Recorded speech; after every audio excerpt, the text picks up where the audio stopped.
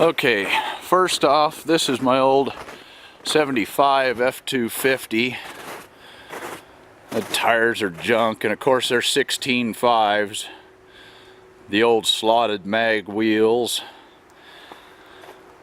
And you can't get 16.5s anymore. But I bought this a long time ago from my ex-brother-in-law. And I rebuilt the engine in it. It had a 360 in it originally, and I put a 390 in it.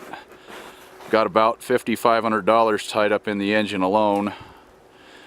The body and stuff is kind of rough shape. It originally was a regular cab, and his uncle was the original owner of it. And something happened to the original cab, so he pulled it off. Put on this extended cab, and so now it's got a shorter bed on it. It's still got the original regular cab frame, so they had to body lift it so it would fit. And this is my 1951 Ford four-door sedan. It's got a flathead V8, 3-speed on the column, and overdrive. It runs really good. It's a little rough on the body.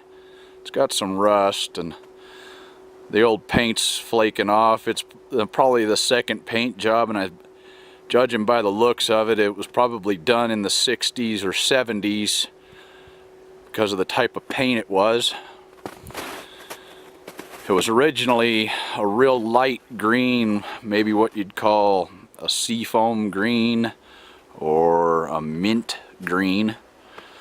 It's got a visor. It's even got these aftermarket that you could buy way back in the day, little visors over the doors. It's got headers on it. I put headers on it back when my dad owned it, and a full exhaust system, and I took the little bumperettes off of the end just because I wanted to clean up the back end of the bumper. I thought it just looked cooler this way. So that's what I did.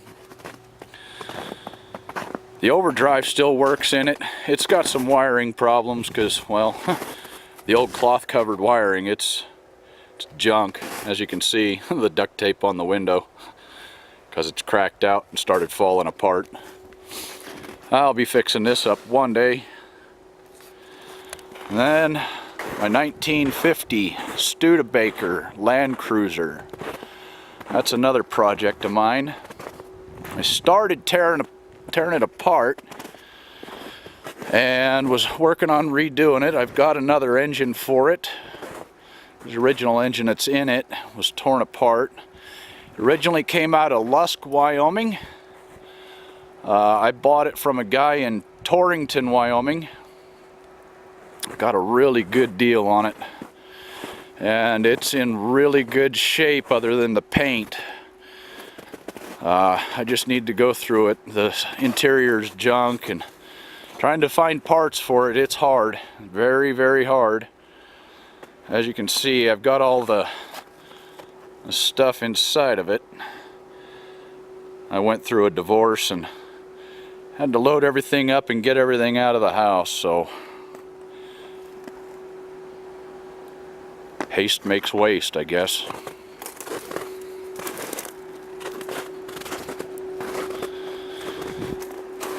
But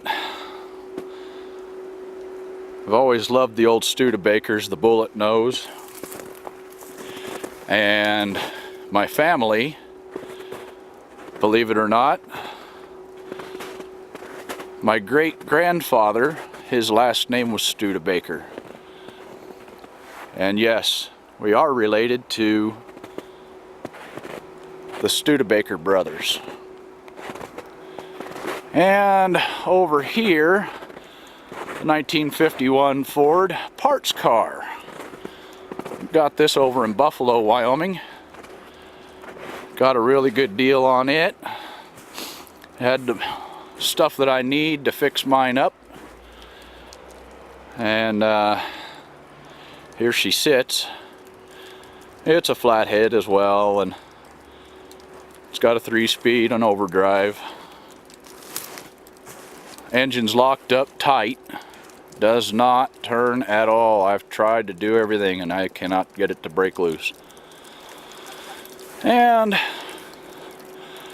there's my next little project after I get the farm going.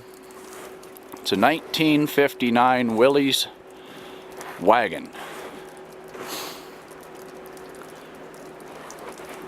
I bought this from a local guy, has a salvage yard. He was gonna crush it. And I like doing body work, so figured what the heck, I could make something out of that. And that same guy just happened to have a 78 Chevy Blazer, which the wheelbase is only about 2.5 inches longer on a Chevy Blazer than it was on the Willys Wagon. So I pulled the body off of the Chevy Blazer and there's the frame. So now what I'm going to do is I'm going to take that body and it's going to go onto that frame. I have a 327 that I'm going to build and put in it, and I'll probably stick with the original automatic transmission. Just have to make some body mounts. There's about 26 body mounts on a 59 Willys Wagon, and this only had 2, 4, 6, 8, 10. So I got a lot of body mounts to build. It's my project. This is a 59 Ford Fairlane, just a plain Jane. It does have the FE engine in it, the 352 factory, and it's an automatic. It's a parts car for my dad's 59 Ford retractable.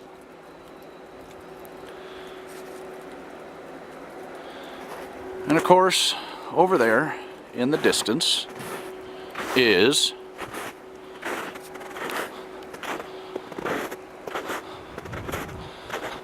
(1972) AM General.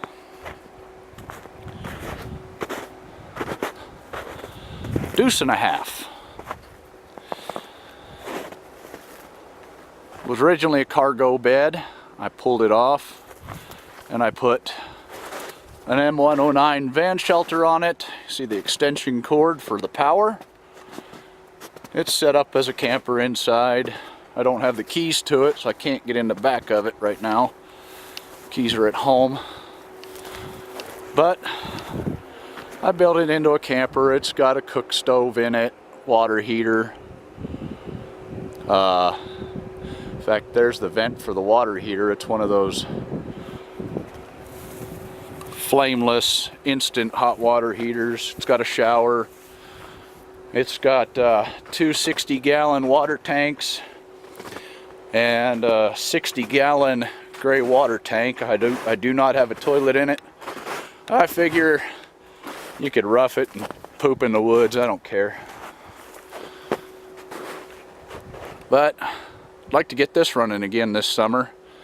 It has a bad head gasket in it and was leaking antifreeze out the back between the head and the block. And the head gaskets that are in it are actually the original head gaskets. The engine's actually a 68. The engine that was in it when I bought it blew up. Blew out the top of the piston. And anyway, whenever I bought another engine running pull out, it's a 68 non-turboed engine. And this has a turbo on it. And so of course the fire rings are not the bonded fire rings. So I have to redo that. And that's hard to do because those cylinder heads are very, very heavy on this. It's a 6-cylinder Hercules engine.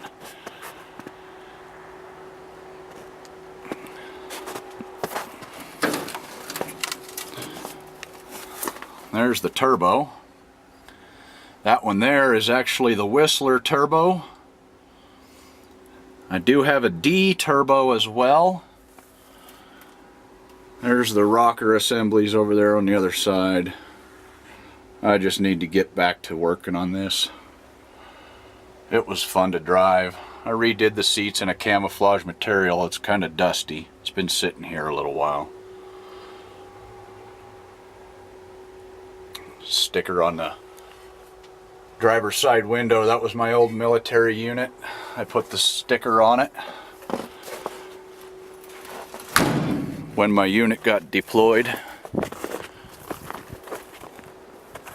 And that's pretty much it. Another cargo bed for a military truck, deuce and a half. That one's pretty old. I got that from a guy here in town that wanted to get rid of it, and I thought of doing something with it.